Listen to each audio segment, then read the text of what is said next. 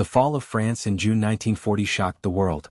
France, one of the victors of World War I and home to one of Europe's largest armies, collapsed under the German Blitzkrieg in just 6 weeks. How could this happen? Why did a nation that had prepared for war for 2 decades crumble so rapidly? The reasons for France's sudden defeat lie in a mix of strategic miscalculations, outdated doctrines, flawed leadership, and the ruthless innovation of the German Wehrmacht. 1. The Maginot Line mentality. After the horrors of World War I, French military planners focused on preventing another bloody trench war. The centerpiece of this thinking was the Maginot Line, a vast network of fortifications built along the German border to protect France from invasion. However, the line didn't extend through the Ardennes forest, which French generals wrongly believed was impassable to tanks. This gave the Germans the opportunity to launch a surprise armored assault through what the French considered a natural barrier. 2. German Blitzkrieg strategy. The German military, learning from its failures in World War I, developed a revolutionary strategy, Blitzkrieg or lightning war.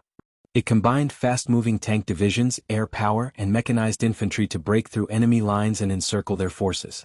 Led by generals like Erwin Rommel and Heinz Guderian, German panzer divisions didn't attack the heavily fortified Maginot Line. Instead, they sliced through Belgium and the Ardennes, bypassing the strongest French defenses entirely. 3. The Manstein Plan, a strategic masterstroke. Germany's plan, conceived by General Erich von Manstein, was designed to lure the Allied armies into Belgium by feigning a repeat of the World War I invasion route. As expected, British and French forces rushed north to meet them. But while the Allies were focused on Belgium, the main German thrust came through the Ardennes. Within days, German tanks reached the English Channel, cutting off and surrounding the best Allied forces, including the British Expeditionary Force and elite French units. 4. Slow and rigid French command. French military doctrine emphasized static defense and slow-moving infantry divisions. Communication between units was poor, and command structures were overly bureaucratic. In contrast, German units were highly mobile, made decisions rapidly, and used radios for instant coordination. While German tanks advanced with daring speed, the French were often unsure of where the enemy was. Some French commanders refused to believe reports of German breakthroughs until it was too late. 5.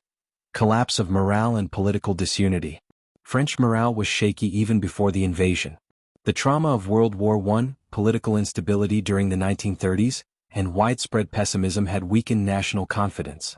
By 1940, many in France feared another devastating war, and some doubted it was even worth fighting. When German forces reached Paris on June 14, the French government fled. On June 22, Marshal Philippe Pétain signed an armistice with Germany, dividing France into an occupied zone and a nominally independent Vichy regime. 6. British evacuation at Dunkirk. One of the few bright moments for the Allies was the evacuation of over 330,000 British and French troops from Dunkirk. Though a success for Britain, it also meant that France lost many of its best troops, making its final defense even weaker. Conclusion: a defeat of doctrine, not just arms. The collapse of France in 1940 was not due to cowardice or lack of effort. It was a result of outdated military thinking meeting the brutal innovation of modern warfare. France had prepared to fight World War I again. Germany fought World War II. The Battle of France remains one of history's clearest examples of how quickly fortunes can change in war, and how strategic innovation can upend even the strongest of defenses.